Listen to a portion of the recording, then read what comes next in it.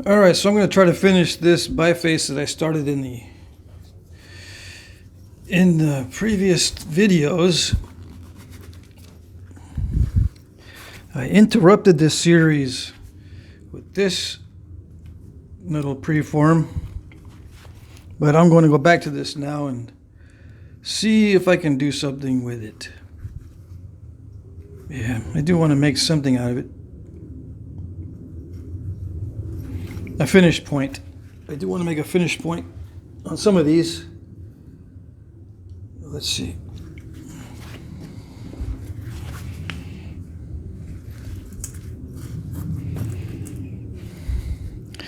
So, I haven't regularized it. I got to start off with that because I already see some areas I want to clean up. I want to clean up that face. This face doesn't look too bad.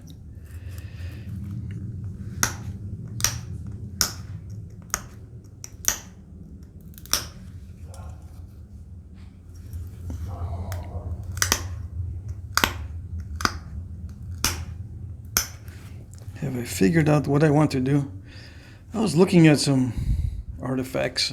I did a lot of internet surfing last night and this morning, looking at artifacts and philosophy and mathematics. I bet you didn't know that my first major in college was math. I was a math major before I went into engineering. Oh yes. It's not really my best subject. I liked physics better, but yeah, physics as a major was available, but I thought to myself at the time, I really need to brush up on my math. I need to get good at my math because that's what most of the courses are going to be coming up, math-based, that sort of thing. So let me just do the math major because they didn't offer the engineering at this first school I went to.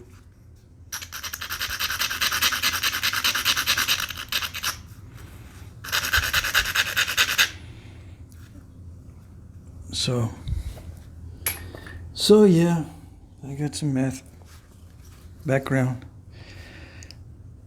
Starting to study it again is bringing back the flashbacks, or causing the flashbacks, whatever, I don't know what you call it.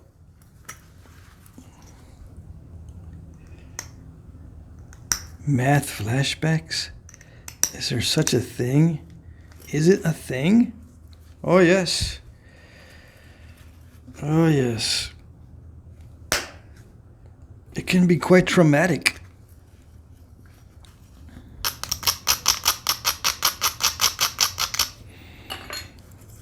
It'll make you sweat. Very similar to Flintknapping. Solving a math problem. Calculus. Solving a calculus problem. Make you sweat just like the Flintknapping. Yeah, I'll do a needle tip on it, but not yet. I gotta wait. What points had needle tips like that? Oh, there were several here in this area. You don't know where I'm at? I'm not going to tell you. Somebody tell them. Somebody tell them what state I'm in. As if nobody knows, right? Everybody knows. There's not that many new viewers, actually. I was looking at that. How many new viewers do I actually have? What I have is a bunch of clicks from weird places,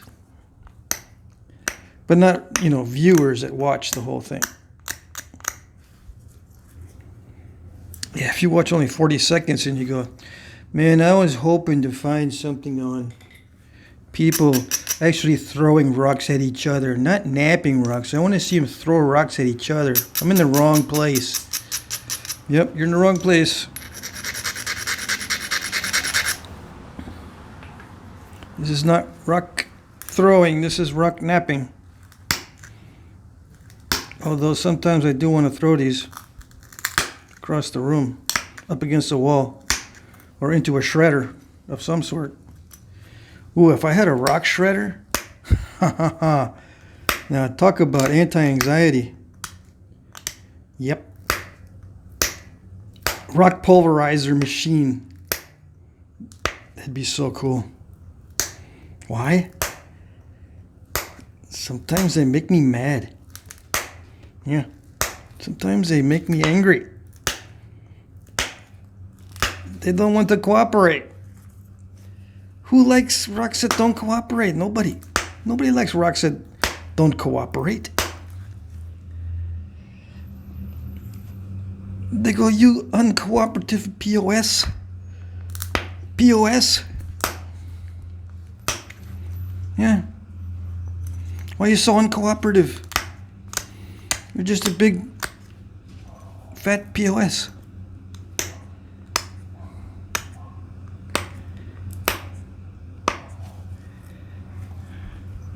What does that mean? If you don't know what that means, you're too new to the internet. Go educate yourself. You're too new. You're too new for this channel. No. Yeah, well, kind of, yeah, because my average viewer is like over 50.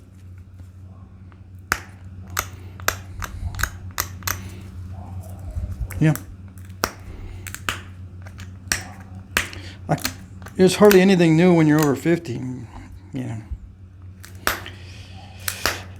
You know what everything is already. Yeah.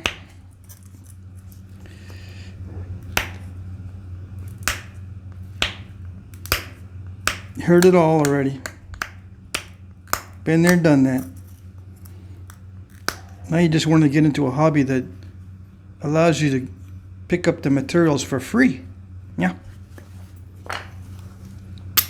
That's what you think when you start anyway. How expensive can these rocks get?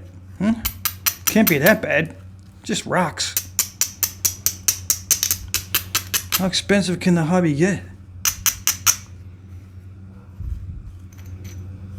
And besides, you can knap beer bottles. I heard you can knap beer bottles. Holy moly. There's a never-ending supply of those, literally infinite. You know, compared to my lifetime. How many lifetimes of beer bottles can you knap? I mean, how many lifetimes would it take to knap the amount of beer bottles that you could get? Many lifetimes.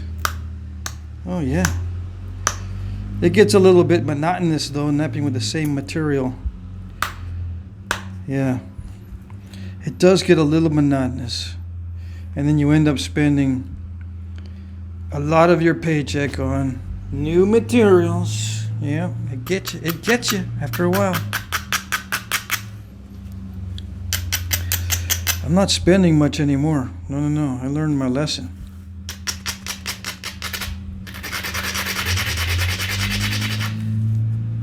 Although, if you must have a certain stone, you gotta buy it.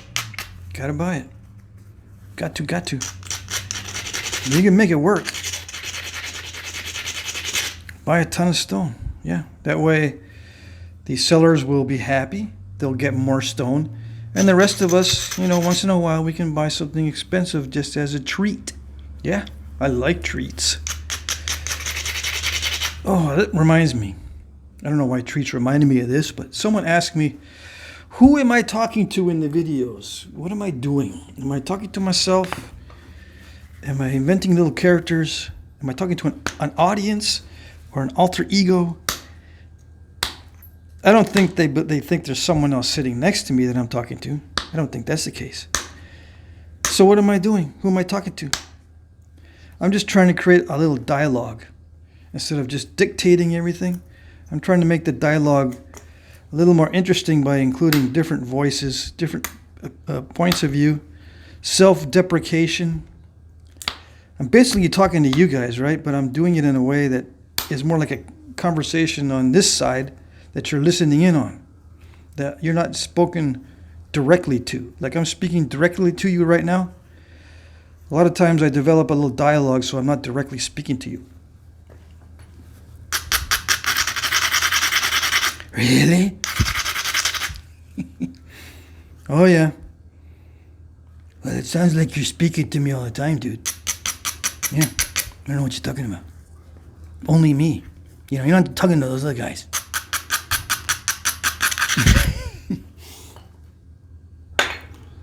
Yeah, so I develop a little dialogue to make it interesting.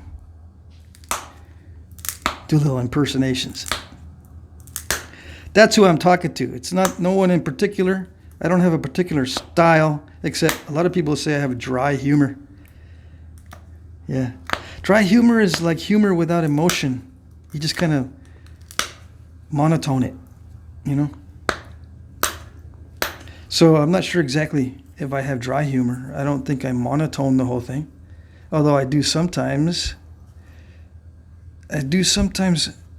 say something that I think is humorous without really emphasizing it with emotion or something. Yeah. But usually the dry humor is a one-liner type thing. I don't know if I'm good at one-liners.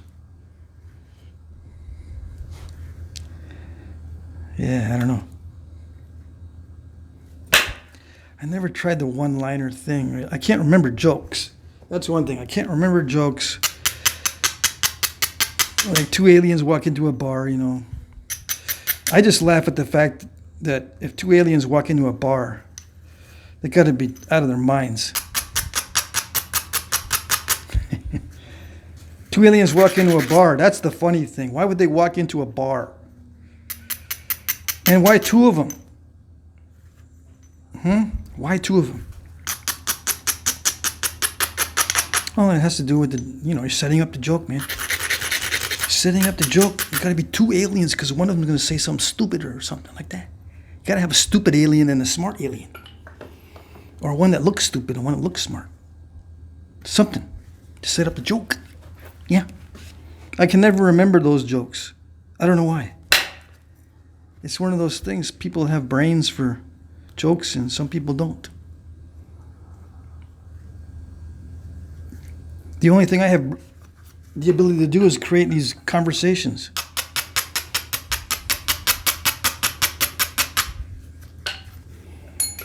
I can create a conversation between two aliens and I can try to make it funny, but it's not like a joke.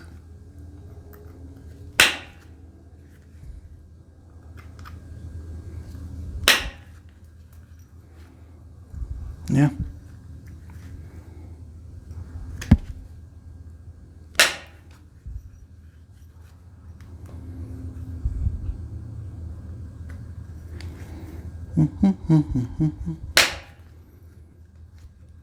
All right.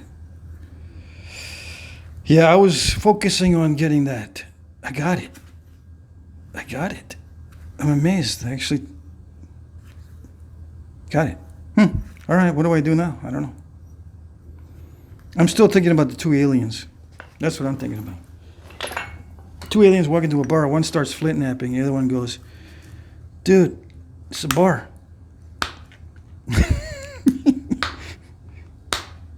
That's it. That's a joke. That's it. I didn't do it. I installed a step fracture.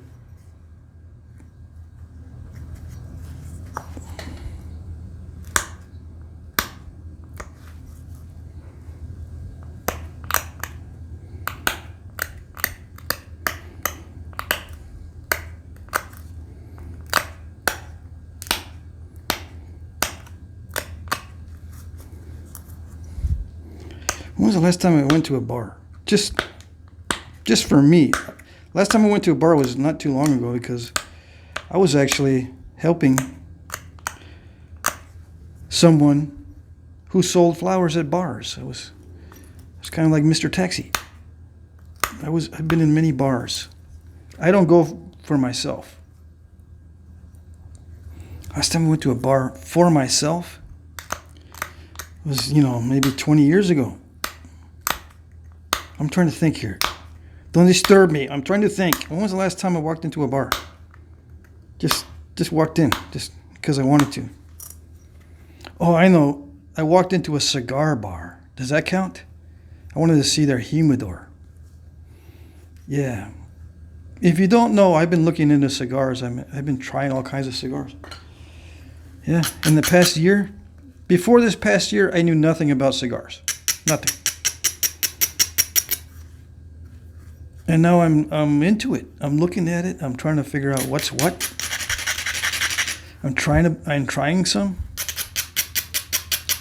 Yeah, I know it's not good. Yeah, I know they can get addicting.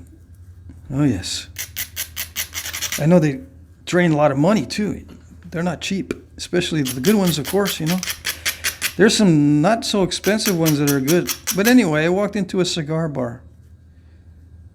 And a couple guys sitting there.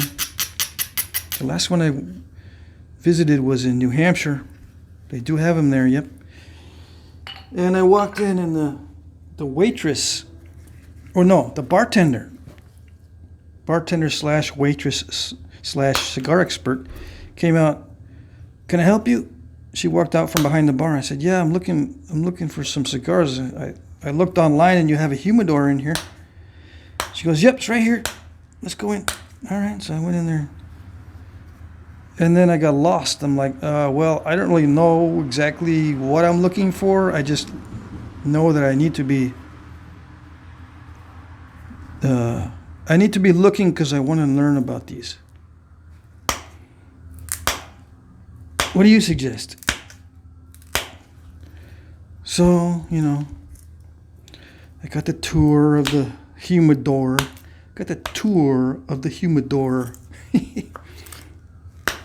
It was cool. It was awesome. So yeah, I bought a couple cigars. Went home, tried one of them, and it made me spin so bad I couldn't get up. I was like, whoa. I think that maybe next time I will try to specify something like, yeah, I'd like to try one, but I don't want one that's going to make me feel like I just got off a merry-go-round. Okay? All right. Yeah. Can we agree on that?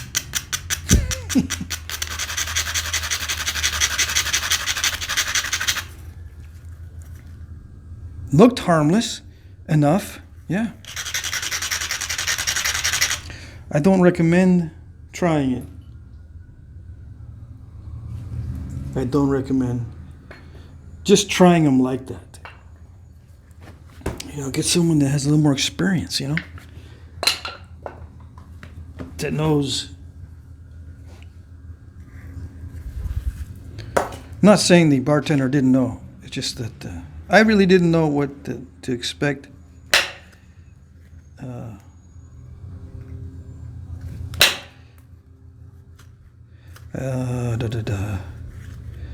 What am I doing here? Yeah, I didn't really know what to expect. She didn't know what to suggest. So, I guess better safe than sorry. Just recommend a strong one to this guy. Just so he doesn't go, man, that was weak last time. I'm disappointed. You know, just in case, I guess.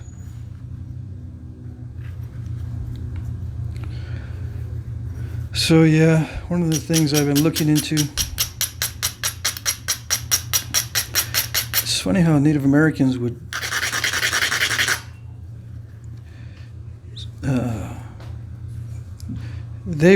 prepare tobacco, smoke tobacco, and have it as part of their culture. Many Native American cultures utilized tobacco. I'm wondering why. I'm sitting here wondering why. And they would sacrifice tobacco in ceremonies. It was that important. Or it was that spiritual or that sacred or whatever. But why? What is it? Is there something I'm missing? I mean, it doesn't taste like pizza. Or it doesn't taste like apple pastries. I mean, it's not like donuts. Right. That used to be my favorite. I don't eat that stuff anymore, but what I'm saying is, why would it be so special? Why? Well, I've been doing some more research and stuff, and apparently it's very good for anxiety. Yeah. And I don't know if it's just a nicotine or what, but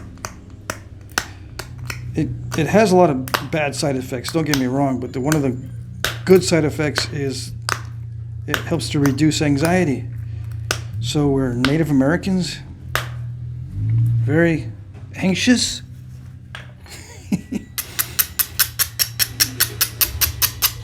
Were they very anxietous?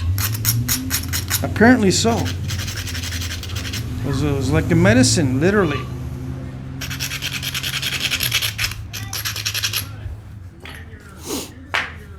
I gotta look into it some more, figure out what the culture is around tobacco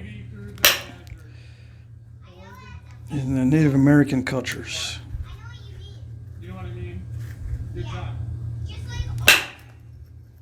Oh, I did it. So yeah, I know that if I relax with a cigar, it helps my anxiety, especially after a long day of doing something difficult. This morning I was looking at paying tolls for my trip down to Texas. Paying the tolls. Couldn't find the darn website.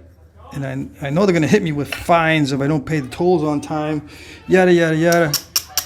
So I looked and looked and looked and finally found them, and I was getting stressed out. Like, I don't know. And then my daughter has tolls. Yada, yada, yada. I looked around. I tried to pay off all the tolls. So I spent like 2 hours just paying tolls, looking for the websites and paying tolls, writing down the information I needed to pay them next time because I got to go back through the same areas. And I think one of my daughters is going to keep racking up some toll bills, at least in the short term. So after that, I said, let me try one of these other cigars that I got here that I've been saving up. Yep. So I smoked one and relaxed. And it was a nice, relaxing time. And then I could sit down and do this.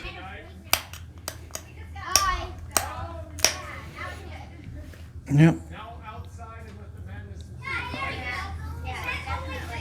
So is that a thing? Can you smoke some tobacco before Flintknapping? Was that one of the things? Maybe. Maybe.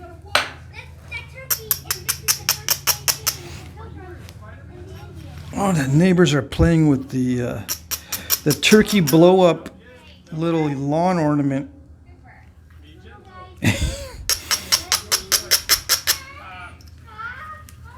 They're right there behind me, if you can't tell. Stay over here. Everybody freeze. We're all safe. There we go. All right. Y'all head over. We're going for a walk. Good luck. Don't break anything. See you in a minute. Don't do it. I already broke the phone at school.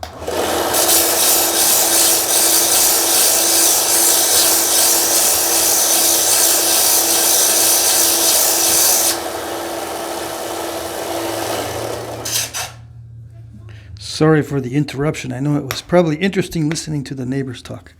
But, oh well. I needed a sharp point on my flaker. Here we go. Why sharp? Because I had already abraded that heavily. When you have a sharp point, you can actually focus the energy of your flaker and remove flakes more easily. Yep. Actually produces quite a nice edge. If you remove a lot of little flakes in sequence with a sharp flaker.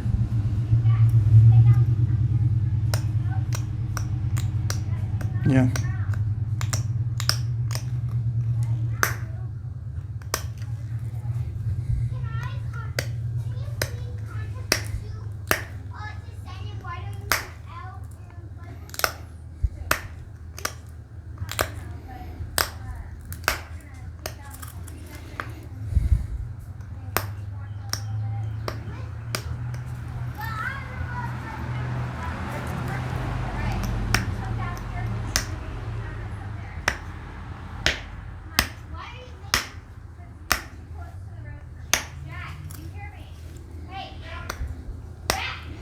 Yeah, I'm listening to the neighbors too.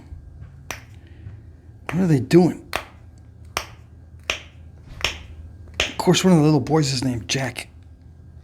Had to be.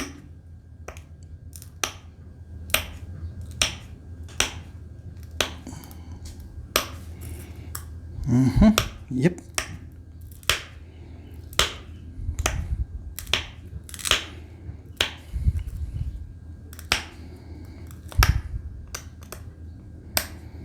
Why is that significant? Because I can't help but listen. I start saying, "Hey, Jack." I'm looking, what? I know it's not for me, but I can't avoid it. I can't unhear that. I can't ignore that. Yeah. Even though my name is not Jack, I respond to Jack. Some people call me Jack. So there you go. Here I am. Minding my own damn business. Someone says, "Hey, Jack."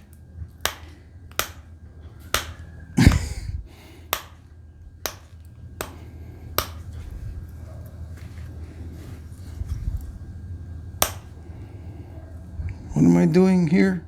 I am just sharpening. And I do want to make something out of it, but then I look at it and I go, I don't know, I'm just going to make the same old if I do something out of it. Yeah. I don't want to mess with the tip. It's so nice. It's kind of lumpy. It's got lumps. It's got a lump, but it's so nice. It's right in the transition from small flakes to big flakes. I haven't tackled that because that's where my very observant subscriber told me that I'm having trouble, apparently, where it transitions from small flakes to big flakes, and I think that is correct. That is a very good insight. So I'm not going to mess with it. I'm not going to mess with it. W-I-D-I-T. With it. Yeah. That's my joke. Yeah.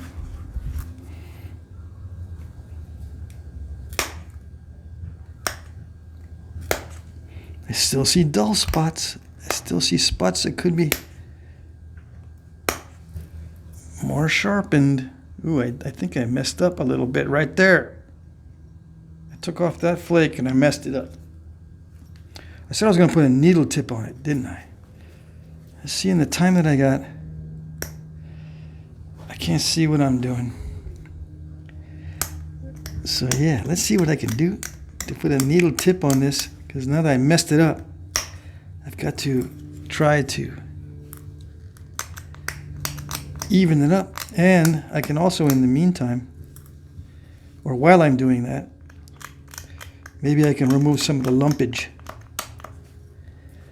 Yeah.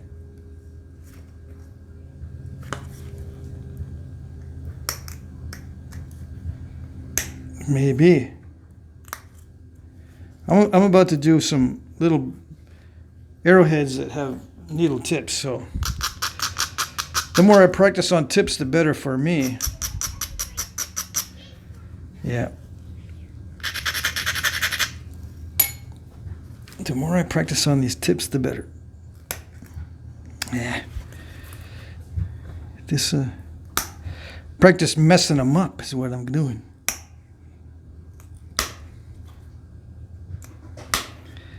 Just don't think about it too much. Yeah. Just don't think about it too much.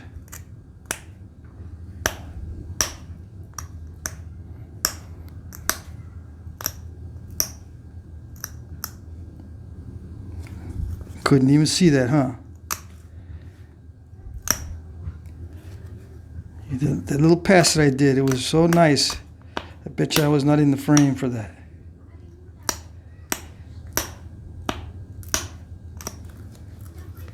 We'll see on the... We shall see on the review. But I'm going to post it before I review it. So there. Because if I leave it for too long without posting it, I'll go, I don't like it.